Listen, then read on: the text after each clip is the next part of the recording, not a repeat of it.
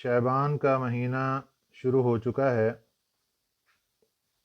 رمضان المبارک سے پہلے یہ وہ بابرکت مہینہ ہے کہ ہمارے نبی صلی اللہ علیہ وسلم ایک دعا مانگا کرتے تھے کہ اے اللہ ہمارے رجب اور شعبان میں برکت عطا فرما دے اور ہمیں رمضان المبارک تک پہنچا دے۔ پہنچانے کا مطلب یہ کہ ہماری عمر لمبی فرما دے، اس میں برکت عطا فرما دے کہ ہم رمضان المبارک کی نیکیوں کی بہاریں لوٹ سکیں، اور اے اللہ نیک اعمال کر کے رمضان المبارک میں ہم آپ کو راضی کر سکیں۔ تو اس لیے یہ جو مہینہ ہے، یہ رمضان المبارک سے پہلے مہینہ، یہ ایک مقدمہ ہے رمضان المبارک کا۔ اس میں ہمیں چاہیے کہ ہم اپنے آپ کو رمضان المبارک کے لیے تیار کرنا شروع کر دیں، تاکہ کوئی کمی بیشی ہو جائے گی تو اس وقت رمضان المبارک میں کوئی کمی بیشی ہو جائے گی تو پھر ابھی جو ہو جائے گی اس میں تو یہ شوٹ ہوگی کہ چلو کوئی گنجائش ہے کہ نفلی عبادات ہیں، اور جب ہم رمضان المبارک میں اگر اس میں کمی کوتاہی کرتے ہیں تو وہاں پر اللہ کی طرف سے پکڑ بھی آ سکتی ہے کہ اتنی بابرکت اور رحمتوں والا مہینہ اور اس میں گنجائش نہیں ہوگی۔ اس لیے ہمیں اپنے آپ کو اسی مہینے سے تیار کر کے پریکٹیکل طور پر اپنے آپ کو تیار رکھنا چاہیے۔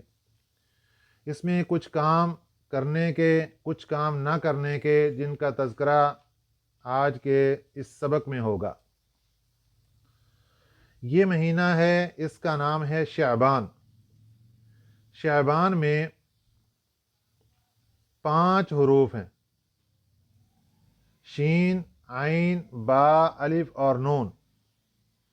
شین سے علماء اکرام فرماتے ہیں کہ شرافت مراد ہے، عین سے علو مرتبت مراد ہے، مرتبے کی بلندی، اور اس کے بعد با ہے، با سے بر یعنی نیکی مراد ہے، اور اس کے بعد ہے الف، الف سے الفت اور محبت مراد ہے، اور اس کے بعد ہے نون، نون سے نورانیت مراد ہے۔ تو یہ 5 بڑی بڑی نعمتیں ہیں۔ علماء اکرام فرماتے ہیں کہ جو بندہ اس ماہ شعبان کی تعظیم کر لے گا، عبادات کرے گا اور اس کے اندر اللہ کو راضی کرے گا تو اس کو اللہ کی ذات یہ 5 نعمتیں عطا فرمائیں گے۔ اس کو شرافت کی نعمت مل جائے گی، اس کو مرتبے کی بلندی کی نعمت مل جائے گی، اس کو نیک اعمال کی نعمت مل جائے گی، اس کے اندر محبت کا جذبہ پیدا ہو جائے گا اور اس کا چہرہ نورانی بن جائے گا۔ نبی پاک صلی اللہ علیہ وسلم ایک روایت میں ارشاد فرماتے ہیں کہ شعبان میرا مہینہ ہے، جس نے اس کی تعظیم کی گویا اس نے میری تعظیم کی، اور جس نے میری تعظیم کی تو میں قیامت کے دن اس کو شفاعت عطا ہوگی نبی پاک صلی اللہ علیہ وسلم کی۔ آپ صلی اللہ علیہ وسلم اس کو تعظیم کرنے کی وجہ سے قیامت کے دن اس کی شفاعت فرمائیں گے۔ اور یہ وہ بابرکت مہینہ ہے جس میں ایک رات ایسی آنے والی ہے جس کو ہم عرف عام میں شب برات کہتے ہیں۔ اس کی فضیلت، شب برات کی فضیلت تقریباً 15 سے 17 صحابہ اکرام رضوان اللہ علیہم اجمعین سے منقول ہے۔ رات کو عبادت کرنے کی فضیلت، اس رات میں کوئی خاص قسم کی عبادت تو متعین نہیں کہ کون سی عبادت کرنی چاہیے۔ 3 عبادات ایسی ہیں کہ جو ہمارے پہلے بزرگ دنیا سے گزرے ہیں، ان کے اگر احوال معلوم کرتے ہیں اور ان کی زندگیوں کو پڑھتے ہیں تو 3 عبادات ہمیں کثرت سے ان کی زندگیوں میں ملتی ہیں۔ ان میں سب سے پہلی چیز ہے نماز، نفلی عبادت، نفل نماز پڑھنا، اور پھر ہے قرآن پاک کی تلاوت کرنا، اور اس کے بعد تیسری چیز ہے اللہ کا ذکر کثرت کے ساتھ کرنا۔ یہ تین کام وہ ہیں جو کہ گزشتہ جو بزرگ ہمارے گزرے ہیں انہوں نے اپنی زندگی میں یہ کثرت کے ساتھ کیے ہیں۔ اب ہم نے اگر کسی رات میں عبادت کرنی ہے، جیسے شب برات ہے، تو ہمیں چاہیے کہ ہم ان تین اعمال میں کو اپنائیں کثرت کے ساتھ۔ نوافل میں اپنے آپ کو لگائیں، قرآن پاک کی تلاوت میں لگائیں، اور اللہ کا ذکر کثرت کے ساتھ کریں۔ اور پھر طبی میلان دیکھیں کہ اگر نماز پڑھتے پڑھتے تھکاوٹ محسوس ہو رہی، قرآن پاک کی تلاوت کر لیں، اور اگر تلاوت کافی ہو گئی یا پھر اس کے بعد ذکر و اذکار میں لگ جائیں۔ تو اس لیے کسی نہ کسی عمل میں اپنے آپ کو تھکا دیں۔ اب یہاں سوال یہ پیدا ہوتا ہے، کیا ساری رات ہی عبادت کی جائے؟ اگر ممکن ہو سکے تو بہت اچھا، ساری رات ہی عبادت میں لگا دینی چاہیے۔ اور اگر ممکن نہ ہو اور نیند آنا شروع ہو جائے، ظاہر ہے اگلے دن کچھ اور کام کاج بھی ہیں، تو پھر ایسی صورت میں انسان کو چاہیے کہ کچھ دیر آرام بھی کر لے، اور پھر رات کے آخری پہر تہجد کے وقت میں پھر دوبارہ اٹھے اور اس وقت پھر اعمال کرنا شروع ہو جائے۔ تو رات کا اول حصہ بھی عبادت میں لگا، رات کا آخر حصہ بھی عبادت میں لگا، تو یہ جو درمیان میں 2 گھنٹے 3 گھنٹے آرام ہوگا، اللہ کی ذات اپنی رحمت سے اس کو بھی عبادت میں شامل فرما لیں گے۔ یہ ہمارا جو سونا ہے یہ ضائع نہیں جائے گا، کیونکہ اس میں ہم نے نیت یہ کی ہوگی کہ یا اللہ ہمیں تھکاوٹ محسوس ہو رہی، تھوڑی دیر ریسٹ کر لیں اور پھر تہجد کے وقت اٹھ کے پھر دوبارہ عبادت کریں۔ تو اس لیے خوب اپنے آپ کو عبادت میں لگائیں، کوئی خاص عبادت نہیں، جو بھی عبادت، یہ جو 3 اعمال آپ کو بتائے گئے، ان میں جو بھی چیز سامنے آئے اس میں اپنے آپ کو لگا دیں۔ نبی پاک صلی اللہ علیہ وسلم اس مہینے میں کثرت کے ساتھ روزے رکھا کرتے تھے۔ اس پورے مہینے کے روزے رمضان مبارک کے علاوہ باقی تمام مہینوں کے جتنے ایام ہیں، جتنے دن ہیں، ان میں سب سے زیادہ فضیلت والے دن شعبان کے مہینے کے ہیں کہ آپ صلی اللہ علیہ وسلم اس میں کثرت کے ساتھ روزہ رکھا کرتے تھے۔ بلکہ حضرت ام عائشہ صدیقہ رضی اللہ تعالیٰ عنہ ارشاد فرماتی ہیں کہ گزشتہ رمضان جو گزر چکا، اس میں میرے جو روزے رہ جاتے تھے وہ ان کی قضا میں شعبان کے مہینے میں اکثر کیا کرتے تھے۔ اس میں آپ صلی اللہ علیہ وسلم بھی روزہ رکھتے، اور حضرت عائشہ صدیقہ رضی اللہ تعالیٰ عنہ فرماتی ہیں کہ میں بھی روزہ رکھ لیتی۔ تو آپ صلی اللہ علیہ وسلم اس مہینے میں کثرت کے ساتھ روزہ رکھتے، مطلب چھوڑ بھی دیتے اور رکھ بھی لیتے، چھوڑ بھی دیتے، تو زیادہ روزے اس میں رکھتے تھے۔ اور اس میں جو 15ویں تاریخ کے روزے کا مسئلہ ہے، اس میں مفتیان کرام کی تحقیق یہ ہے، وہ فرماتے ہیں کہ اس کی کوئی خاص فضیلت منقول نہیں۔ جس طرح رات کی فضیلت ہے، شب برات کی رات کی فضیلت ہے، اس طرح جو دن کا روزہ ہے اس کی کوئی خاص فضیلت نہیں۔ اور آپ صلی اللہ علیہ وسلم کے اگر عمل کو دیکھتے ہیں تو آپ صلی اللہ علیہ وسلم تو پورے شعبان میں کثرت کے ساتھ روزہ رکھتے ہیں، اور اس میں 15ویں کا بھی رکھ لیے۔ تو 15ویں تاریخ کا روزہ اور اس سے پہلے جتنے دن گزرے ان کا روزہ اور اس کے بعد والے جو دن ان کا روزہ، سب کے ثواب برابر ہے، اس میں کسی قسم کی زیادتی نہیں ہے، فضیلت نہیں ہے 15ویں تاریخ کے روزے کو۔ اس لیے اگر کوئی بندہ 15ویں تاریخ کا روزہ رکھتا ہے اور اس کو شعبان کے باقی دنوں کی طرح معمول میں سمجھ کر پہلے بھی روزے رکھ رہا ہے اور اس وقت بھی رکھ لیا، آگے بھی رکھ لیا، تو ٹھیک ہے، بہت اچھے۔ اور ایک کام یہ کہ کوئی بندہ کثرت کے ساتھ رمضان المبارک کے یہ شعبان کے مہینے کے روزے رکھ رہا ہے، لیکن آخر میں جا کر جیسے ہی رمضان شروع ہونے والا ہو تو اس وقت 2 دن 3 دن روزے چھوڑ دینے ہیں، تاکہ ہمارے روزے ایسے رکھتے ہوئے رمضان کے ساتھ ٹچ نہ ہو جائیں، مل نہ جائیں۔ اس لیے ہمیں چاہیے کہ ہم 2 سے 3 دن کا وقفہ کریں درمیان۔ یہ اس لیے کروایا گیا کہ اس کی ایک وجہ تو یہ ہے کہ انسان رمضان المبارک کے لیے اپنے آپ کو فریش کر لے، اور رمضان المبارک کا استقبال خندہ پیشانی کے ساتھ اور بالکل جوش اور جذبے اور توانائی اور طاقت کے ساتھ کرے، اس کو روزے کی وجہ سے پچھلے دنوں کی نکاہت اور کمزوری نہیں ہونی چاہیے۔ اور دوسری وجہ یہ ہے کہ اگر ہم شعبان کے مہینے کے روزے رکھ رہے ہیں اور رکھتے ہوئے اگر ہم اس کو ملا دیتے ہیں رمضان کے ساتھ، تو پھر ایک بہت بڑی غلط فہمی پیدا ہو جائے گی کہ رمضان المبارک یا تو ہوگا 29 کا یا ہوگا 30 کا، اور اگر ہم نے شعبان کے روزے بھی اس کے ساتھ جوڑ دیے، آخر میں ہم نے 2 دن 3 دن روزے شعبان کے بھی جوڑ دیے، تو ہمارے روزے 33 بن جائیں گے، ہمارے روزے 32 بن جائیں گے، 31 بن جائیں گے۔ تو اس لیے رمضان کے مہینے کو خاص کر کے الگ شو کروانا ہے، اس کو دوسرے کے ساتھ اٹیچ نہیں کرنا۔ اب یہاں سوال پیدا ہوگا کہ جناب یہ تو ایک نیک عمل ہے، تو نیک عمل کے بارے میں بھی یہ مسئلہ یاد رکھیں کہ اگر نیک عمل نبی پاک صلی اللہ علیہ وسلم کے طریقے کے مطابق، آپ صلی اللہ علیہ وسلم کے عمل کے مطابق نیک عمل ہو رہا ہے تو وہ سنت بن جائے گا، اور اگر اپنی مرضی اپنی خواہش کے مطابق نیک عمل ہو رہا ہے تو بدعت بن جائے گا، اس کی اجازت نہیں ہے۔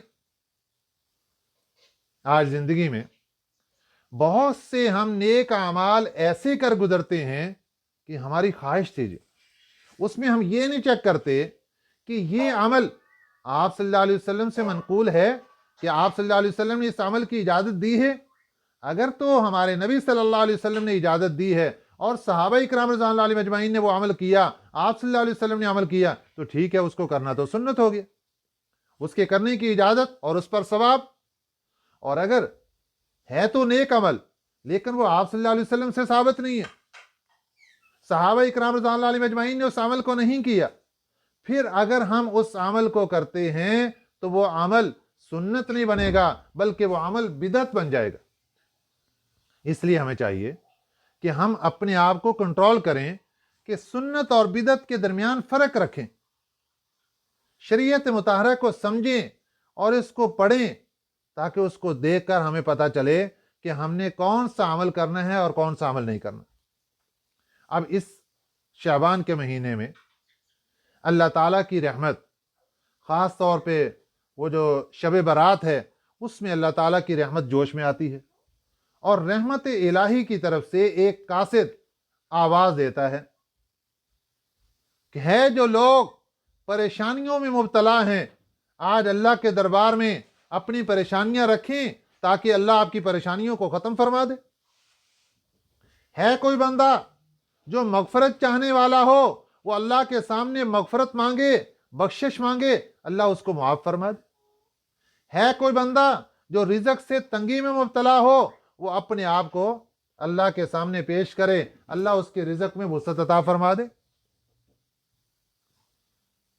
اسی طریقے سے ہے کوئی بندہ جو مصیبت میں مبتلا ہو، وہ اپنے آپ کو پیش کرے، اللہ اس کی مصیبتوں کو دور فرما دے۔ ہے کوئی بندہ جو اللہ سے کوئی حاجت مانگنے والا ہو، اللہ اس کی حاجت کو پوری فرما دے۔ تو رحمت خداوندی آوازیں دے رہی ہے، اس کی طرف سے قاصد بلا رہا ہے، مانگ لو مانگ لو مانگ لو۔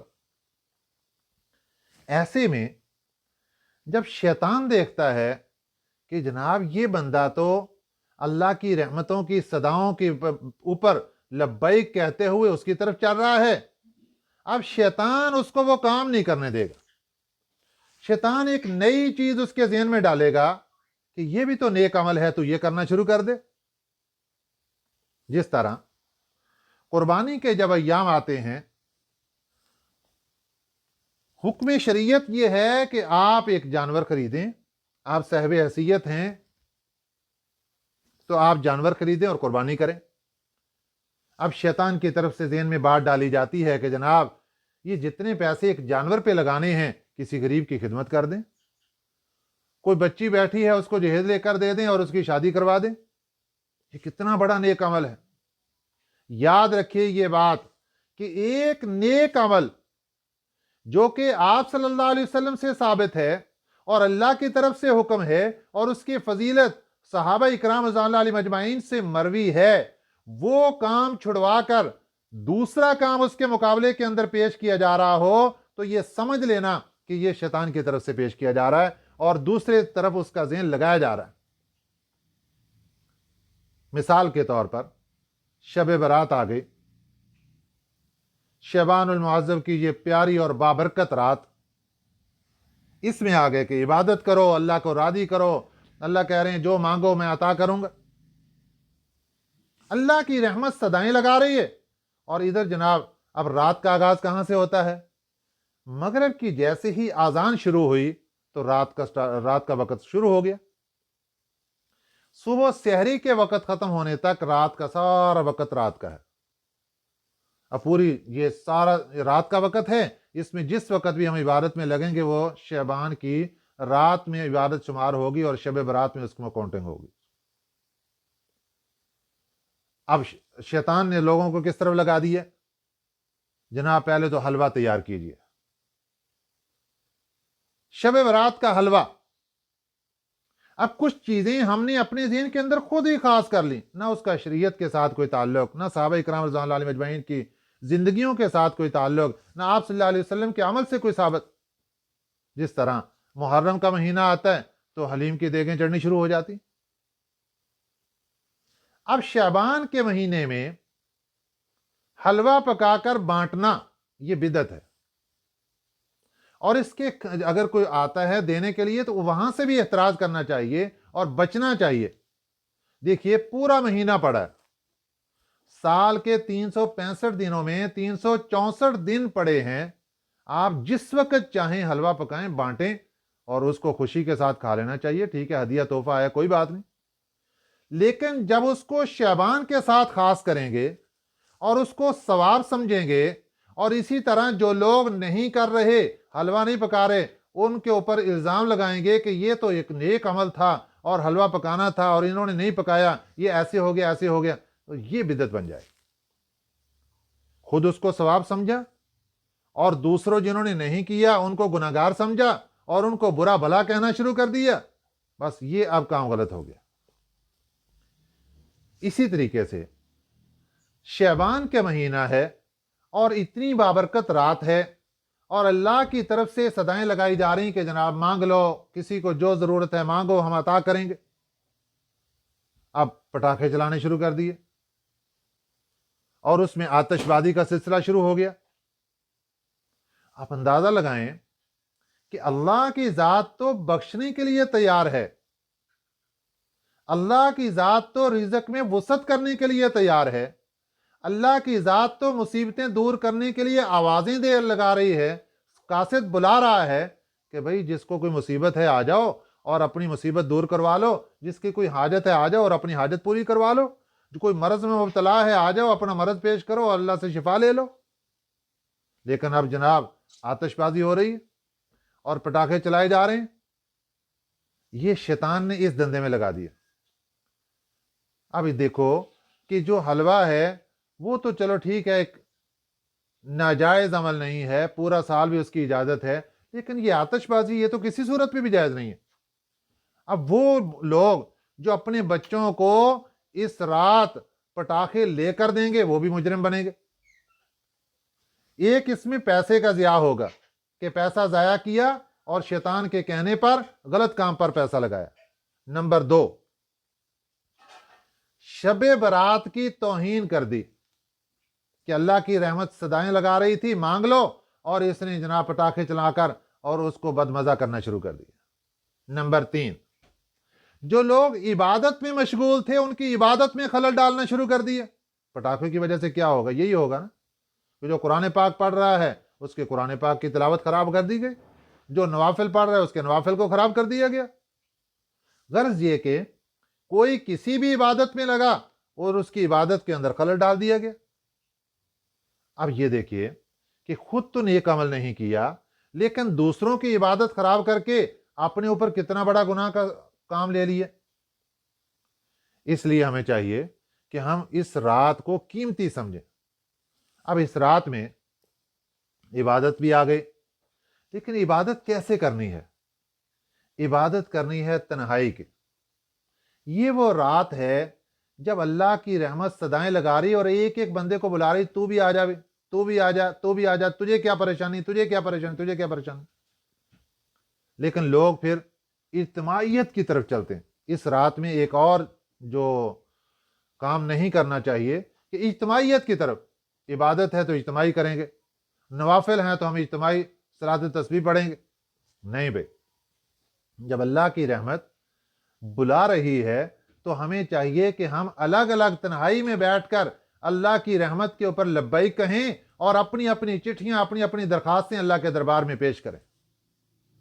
تنہائی کی عبادت اللہ کی طرف سے ہے، اور صحابہ کرام رضی اللہ عنہم اجمعین کی طرف سے کوئی اجتماعیت اس رات میں ثابت نہیں ہے کہ اجتماعی طور پر اکٹھے ہو جائیں۔ جس طرح رمضان المبارک کے مہینے میں تراویح کے لیے اکٹھے ہونے کی وہ صحابہ کرام رضی اللہ عنہم اجمعین سے ثابت ہے، تو اس لیے اس میں تراویح کی عبادت اجتماعی طور پر جائز۔ لیکن شب برات میں کوئی اجتماعی عبادت نہیں ہے، تنہائی کی اکیلے اکیلے عبادت کرنی۔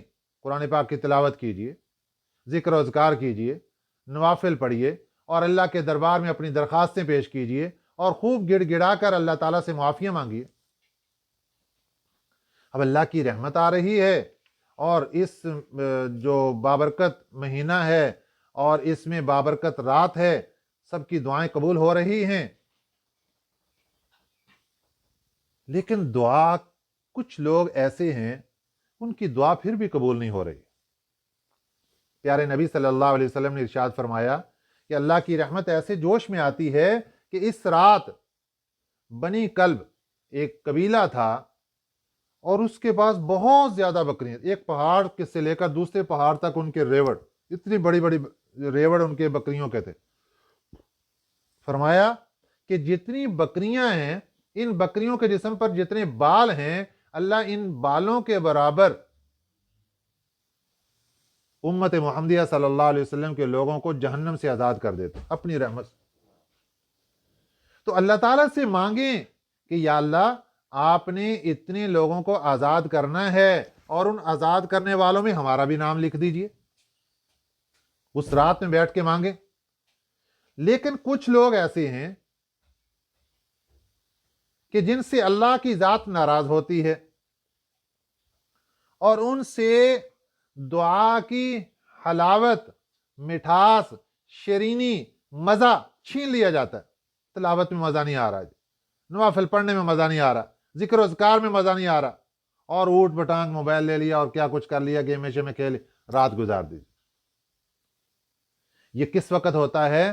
جب دل کالا بن جائے، جب دل سیاہ ہو جائے، جب دل کے اوپر سے نورانیت ختم ہو جائے، پھر انسان کی یہ حالت بنتی ہے، اور اس کو قرآن پاک کی تلاوت کو جی نہیں لگتا، اور اس کا نوافل پڑھنے کو جی نہیں لگتا، ذکر و اذکار میں جی نہیں لگتا۔ ایسے موقع پہ کیا کرنا چاہیے؟ فوراً توبہ کرنی چاہیے، اور تمام گناہوں سے توبہ کرنی چاہیے، اور اللہ کے دربار میں گڑ گڑا کر معافی مانگنی چاہیے۔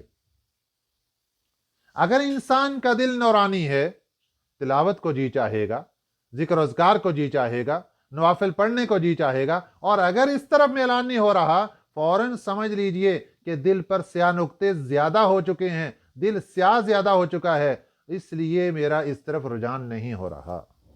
توبہ کیجئے۔ فرمایا کچھ لوگ ایسے ہیں کہ ان کی دعا قبول نہیں ہوتی اس رات بھی۔ وہ کون کون سے ہیں؟ مشرک کی دعا قبول نہیں ہوتی، جو شرک کے اندر پھنسا ہوا، دعا قبول نہیں، جب تک شرک نہیں چھوڑے گا۔ توبہ کر لے، شرک چھوڑ دے۔ اور دوسرا وہ بندہ جو کینہ پرور ہے۔ کینہ کہتے ہیں کسی بھائی کے بارے میں، کسی مسلمان بھائی کے بارے میں اپنے دل کے اندر میل رکھنا۔ اب یہ سب سے پہلا سٹیپ ہے، کسی کے بارے میں اپنے دل کے اندر میل اور برا خیالات پیدا کرنا شروع کرنا، یہ کیسا بندہ ہے، کیسا ہے، اس کو یہ ہو جائے۔ یہ پہلا سٹیپ ہے کینہ کا۔ یہ ایک ایسا بیج ہے کینہ پروری کا کہ جب یہ یہاں سے پودا نکلے گا کینہ سے، اور وہ پھر درخت بنے گا، اور اسی درخت کے اوپر شاخیں آئیں گی، اور وہ شاخ، ایک شاخ کا نام حسد بن جائے گا، ایک شاخ کا نام تکبر بن جائے گا، ایک شاخ کا نام عداوت اور دشمنی بن جائے گا، اور کیا سے کیا کچھ انسان اپنا بیڑا غرق کر لے گا اور اپنی نیک اعمال سارے ضائع کر لے گا۔ اور یہی سے پھر وہ غیبتیں کرے گا، اس بندے کی غیبتیں اور چغلیاں کرے گا، بیٹھ کے اس کو برا بلا کہے گا۔ اور یہ کتنے گناہ जिनका बीज अपने दिल के अंदर बोया एक कीने की वजह से। इसके खत्म करने का तरीका क्या है? अपने दिल को यूं साफ रखो कि किसी के बारे में अपने दिल के अंदर कीना नहीं होना चाहिए। अगर कभी पड़ जाए, दिल के अंदर मैल आना शुरू हो जाए, दिल के बारे में दिल के अंदर बुरे वसवसे और ख्यालात आना शुरू हो जाएं, उसका तरीका समाअत फरमा लीजिए। जिस बंदे के ख्यालात, बुरे ख्यालात आपके दिल में पैदा हो रहे हैं और उसके बारे में बदगुमानियां और बुराइयां आ रही हैं और वसवसे आ रहे हैं और हसद दिल के अंदर पैदा हो रहा है और उसके बारे में अदावत और दुश्मनी जैसे जज्बात आ रहे हैं, आपने एक अमल करना है, 10 मरतबा सूरह इखलास पढ़नी है। ये 10 मरतबा सूरह इखलास जब हम पढ़ते हैं तो अल्लाह ताला हमारे इस सूरत पढ़ने की वजह से जन्नत में एक सोने का महल हमें तैयार करके देते हैं। 10 मरतबा सूरह इखलास पढ़ के जिस बंदे के बारे में दिल के अंदर वसवसे आ रहे हैं उसको हदिया कर देना है। अल्लाह के दरबार में ये दुआ कर देनी कि या अल्लाह, ये जो मैंने 10 मरतबा सूरह इखलास पढ़ी है इसका सवाब इस बंदे को पहुंचा दे। अब एक दिन हदिया भेजेंगे, दूसरे दिन हदिया भेजेंगे, तीसरे दिन हदिया भेजेंगे। उम्मीद है इंशाअल्लाह अज़ीज़ अल्लाह की रहमत से ज्यादा भी हमें यह अमल करना पड़ा तो 7 दिन तक करना पड़ेगा। उससे पहले पहले हमारे दिल के अंदर उस बंदे के बारे में मोहब्बत के जज्बात पैदा हो जाएंगे। करके देख लीजिए, अपने दिलों को साफ कर लीजिए। ये कैसी नहुसत है और कैसी बदतरीन जिंदगी है कि लोगों को बख्शा जा रहा है और लोगों को बुलाया जा रहा है, दुआएं कबूल करवा लो, ले लो जो मांगना है ले लो, लेकिन जिसके दिल के अंदर कीना उसको कहा जा रहा है कि तुम्हारी दुआ कबूल नहीं। और इसी तरह एक वो बंदा जिसकी शलवार, मर्दों के लिए हुक्म है कि शलवार टखने से नीचे नहीं होनी चाहिए, फरमाया जिसकी शलवार टखने से नीचे है इसकी भी दुआ कबूल नहीं होती, शबे बारात में भी इसकी दुआ कबूल नहीं होती। इसने ये अमल अपनाया हुआ है, गुनाह कबीरा है मर्द के लिए कि वो टखनों को ढांपे। उसको चाहिए कि टखनों को नंगा करे। अगर वो टखनों को ढांप रहा है और उसने अपने अमल के ऊपर कभी तवज्जो नहीं की और हमेशा अपने आप को ऐसा ही रखता है तो ये भी बदतरीन बंदा है कि जिसकी दुआ शबे बरात में भी कबूल नहीं होती। अब अजीब मामला बन गया है कि लड़कों को देखते हैं तो वो टखने ढांप रहे हैं। लड़कियों के लिए हुक्म है, खवातीन के लिए हुक्म है कि जनाब आपने टखने ढांपने, वो टखने नंगे कर रहे हैं। कैसा अजीब वक्त आ गया, मामला उलट हो गया। जिसको कहा गया था कि आपने ढांपने, उसने नंगे करने शुरू कर दिए, और जिसको कहा कि आपने नंगे करने, उसने ढांपने शुरू कर दिए। यह है ख्वाहिशात नफ्सानी। हमें चाहिए कि हम अपने नफ्स के सामने खड़े हों और इस नफ्स को जब तक इसके सामने डटेंगे नहीं, खड़े नहीं होंगे, ये हमें गिराएगा और गिराकर फिर हमें जहन्नम के अंदर फेंकवाएगा। इसलिए अगर आफियत चाहते हैं तो हमें चाहिए कि हम इस नफ्स का मुकाबला करें और इसके सामने डट जाएं। अल्लाह ताला हमें इन बातों पर अमल करने की तौफीक अता फरमाए। आमीन। वमा अलैना इल्लल बलागुल मुबीन। अल्लाहुम्मा सल्ली अला